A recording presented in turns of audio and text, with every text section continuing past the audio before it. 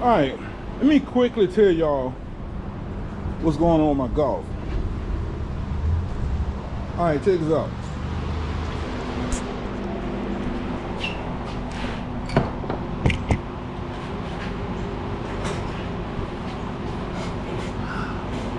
All right, a few weeks ago, actually about a month ago, I went to a gay club.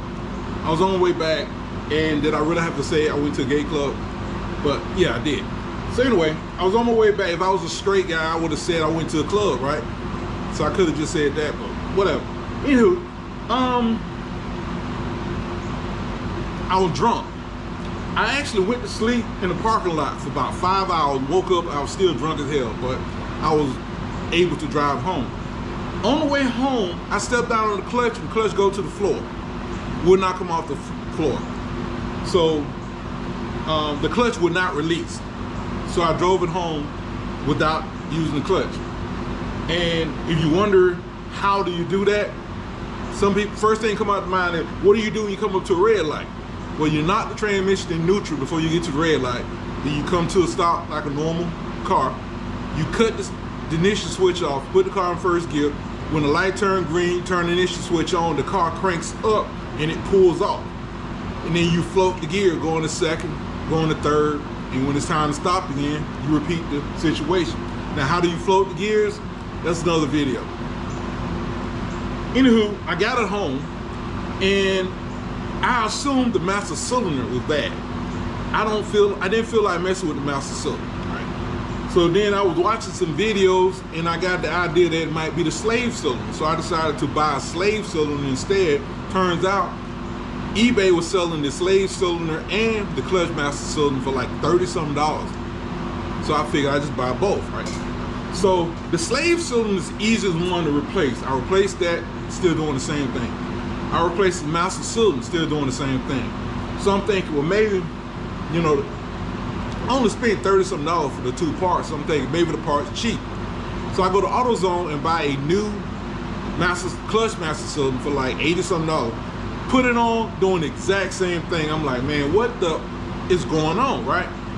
Now, when I changed the first master cylinder, the line, damn, this part here goes into the bottom of the master cylinder. When I first took this out, it was a bunch of goop around it, like somebody had put gasket sealing. There's a little O-ring right here. I didn't know that.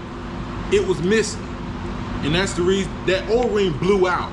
And that's the reason why it wouldn't work. It don't need a master cylinder, a clutch master cylinder, it don't need a slave cylinder. It need a freaking line. Well, the rubber O-ring. Nobody, well, that's a lie. eBay sells the rubber O-ring. One O-ring, $50. And I was afraid I was gonna get some bull crap. So I just bought the whole line. The whole new line on eBay, $180. You probably say, oh, you could have got that cheaper such and such. Whatever, show it to me then. The dealership wanted $306 for that line. AutoZone did not list it. I didn't try anybody. I even went to AutoZone in Forest Park. Forest Park is like the main AutoZone. If they don't have it, nobody has it. That's a lie. I heard a man say the other day that they didn't have it, but another smaller store had it. But anyway, I'm getting ready to put this line on, and hopefully this will solve my problem. All right, that is the clutch master cylinder right there. That rubber hose, it gets fluid from the normal master cylinder, drains off into the clutch master cylinder, and that's how the clutch master cylinder gets fluid. The line is way down there. I gotta pull that little silver clip out on the right side. Can you see that little silver clip? I gotta pull that out. Hopefully I don't drop it. And that line will come off from there. Then over here, can you see that silver clip there? Let's see, can I point to it?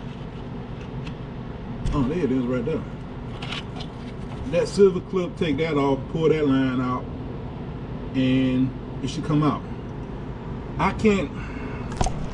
put the camera right here. That's the best I can do.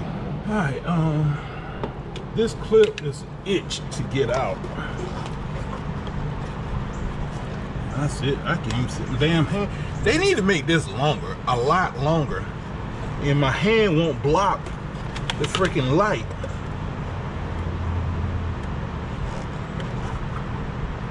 Damn it! I yanked it out, but I can see it down there. Oh hell, both of them down there. That's right, I forgot. I lost the other one. I'm glad there was a bunch of insulation down in there. I'm glad I cleaned the insulation out. So now when I drop stuff down in there, can you see the O-ring? I mean, can you see the clip? Anywho, let me get my magnets and get them clips out.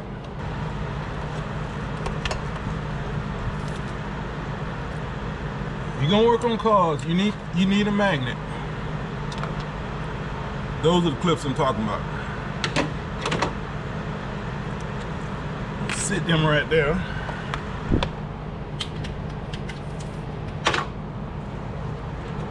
All right, this hole should just pull out now. Oh yeah, I gotta take the one off down here.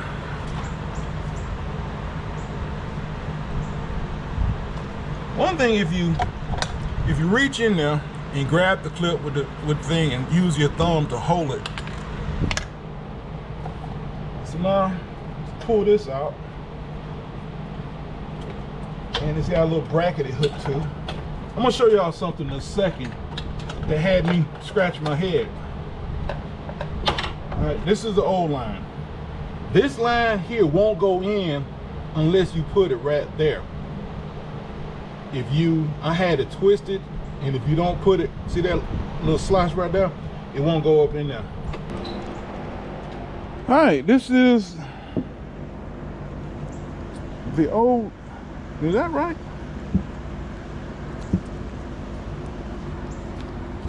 Is that made different?